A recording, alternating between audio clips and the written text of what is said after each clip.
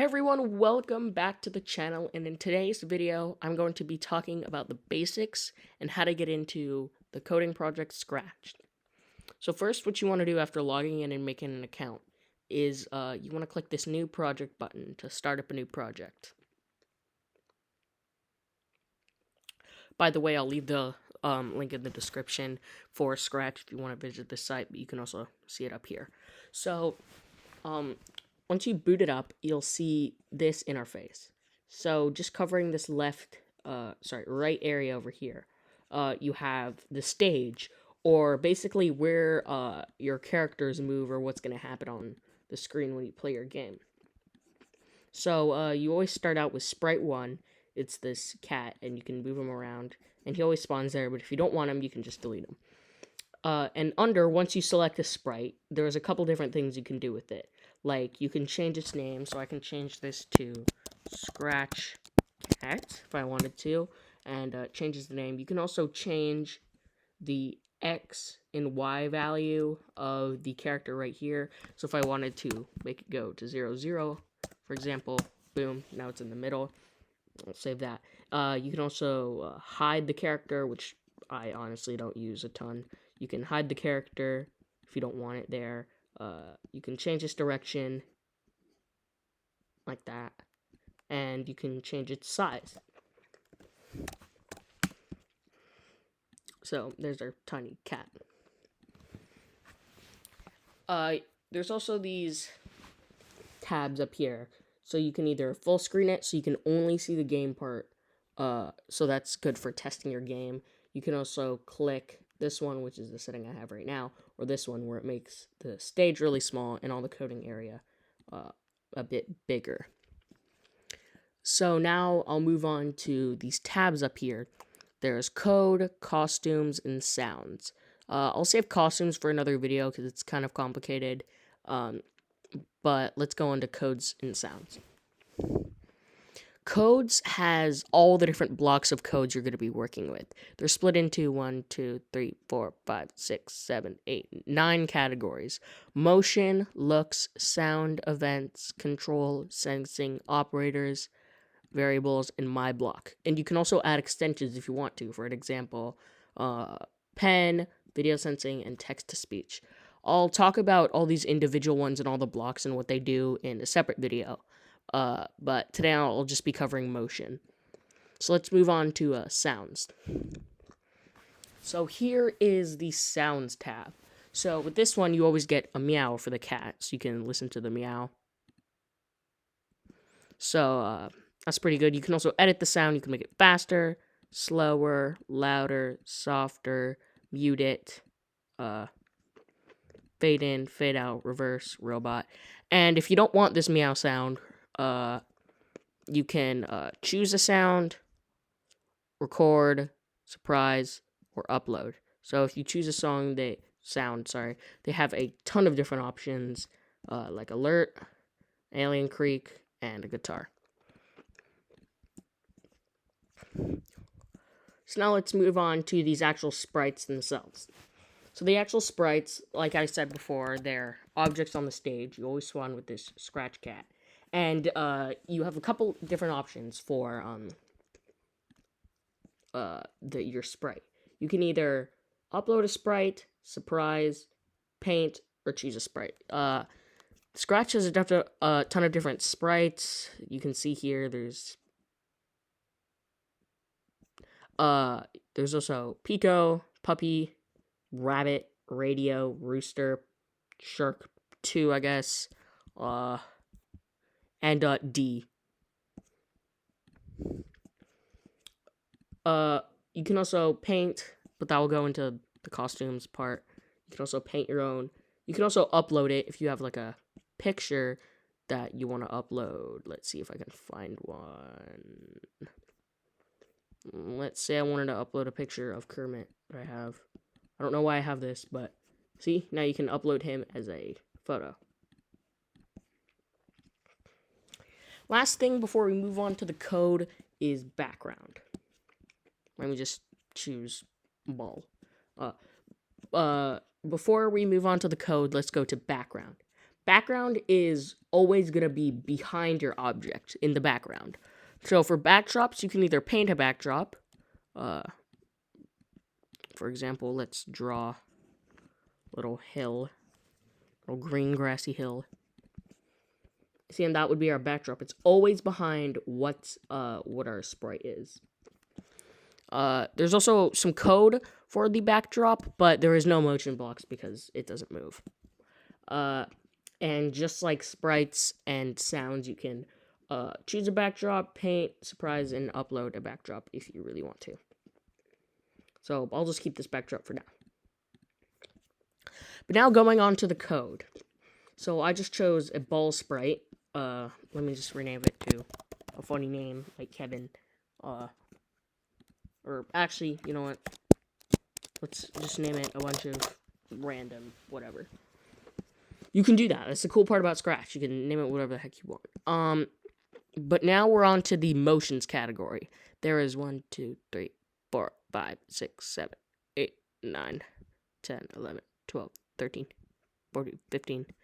15 different blocks in Scratch for the motions option. So the first one is move 10 steps. The move 10 steps key or block, when used in a piece of code, it always moves it 10 in this case, or blank amount of steps in a certain direction. If I click this, it always moves 10 steps in the direction. But it always moves in the direction it's pointing. So if its direction is 90, it will move 10 steps in 90. If it's negative 90 or negative 91, it will move negative 91. I can also move it. If I turn this to 0, it will move up. If I turn this to 180, it will move down. So this always moves 10 blank amount of steps in the direction. But why I was saying blank is because you can change this number. It doesn't always have to be 10. You could change it to 8. You could change it to 1,000. Or actually, wait, that's not 1,000. 1,000. Will take huge steps, but that's how this block works. So I'm morphing these two into one category. It's the turn, clockwise and counterclockwise, blank amount of degrees. So this one, here, let me choose a better object to demonstrate this with. Let's choose an apple. So with this apple, I'll show off the turn, clockwise and counterclockwise. So just like the move steps block, you can change this to, like, let's say 3, and this one to also 3, and it will turn in the direction. So this one will turn clockwise. So if I click this, you can see it's turning 3 degrees clockwise, and this one is turning 3 degrees counterclockwise. So those are the turn keys, or turn blocks. So this one's a pretty fun one. This one goes to a random position every time you click it. As you can see, it just chooses a random number. It's like the roll of dice, and it goes somewhere random. You could pair this with a Control Forever key, which I'll show you later, to make this teleporting apple. Next is the go to X blank, Y blank. It's always, when you grab it, it's set to the position of the current sprite you have. So this one, let's say in the code you want to set it to the middle, which is 0, 0. So I would go set X to 0 and set Y to 0, and boom, it goes to 0, 0, doesn't do anything else. With this glide 1 second, you can also, just like this random position one, you can choose to go to mouse pointer. Or if you have another object like this ball, you could choose it to go there too. But with this glide one, like I was mentioning, it glides for the specified amount of time to a certain object. So let's say I want it to glide 1 second to a random position. We'll glide 1 second to a random position. And if you want to do it much faster, you can do 0.1, for example, and it goes the random position very fast. You can also do mouse pointer. So if you want to make it always go really fast, your mouse pointer, you can do that too. And just like before, it can also go to other objects.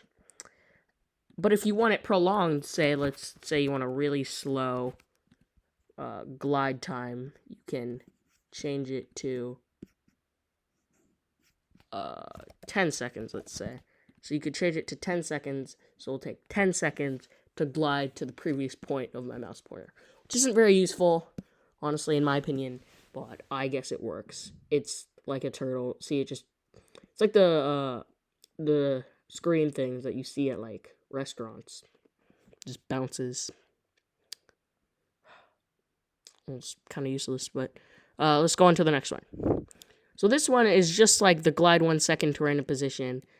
This one is glide 1 second to a specified position. It's like this one plus this one right here. It's a combination of these two.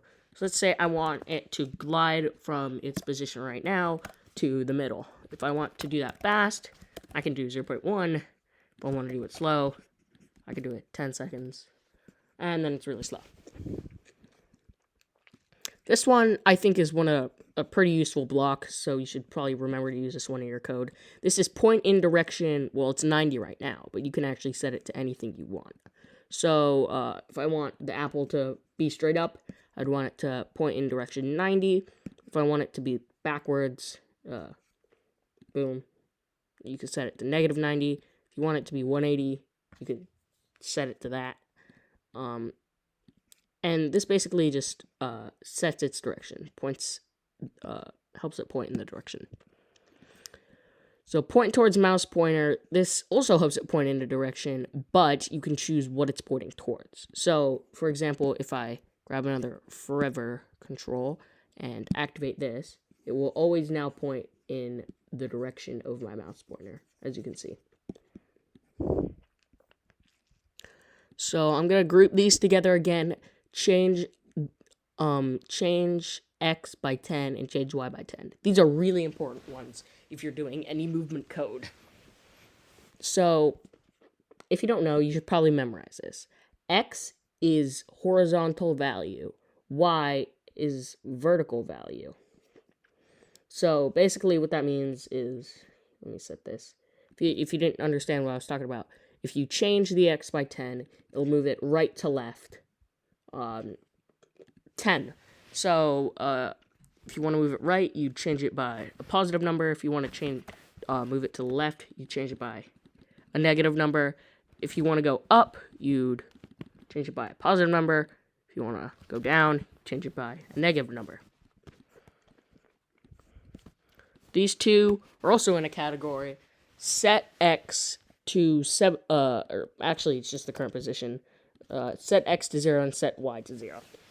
So let's say I want to keep my Y position 68, and I want to set my X to 0 when it's currently 71. You would use this block to set just the Y or just the X.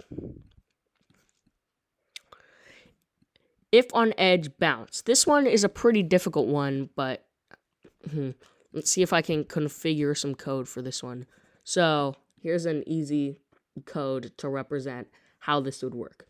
So basically this code, like it states, if it's on touching the edge of the screen here, like my mouse is outlining, if it touches the end of the box, it bounces and turns the other direction.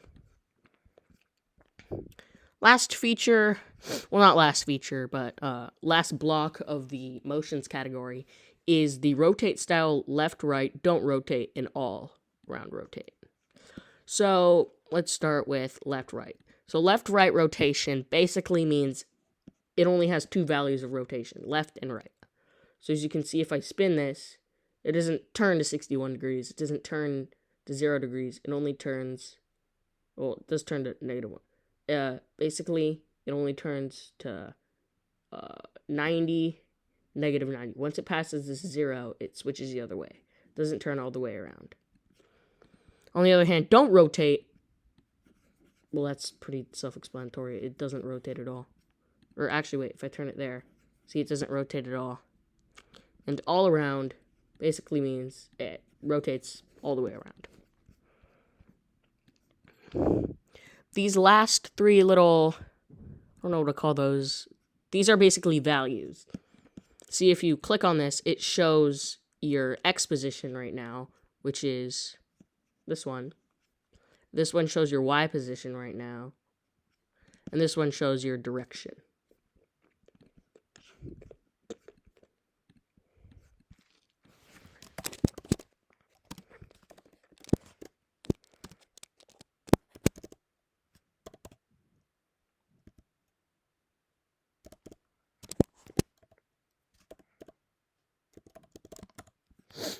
But that's it for the motions category, and I'm pretty sure that's it for our video. In the next video, I'm gonna probably go over looks and sounds.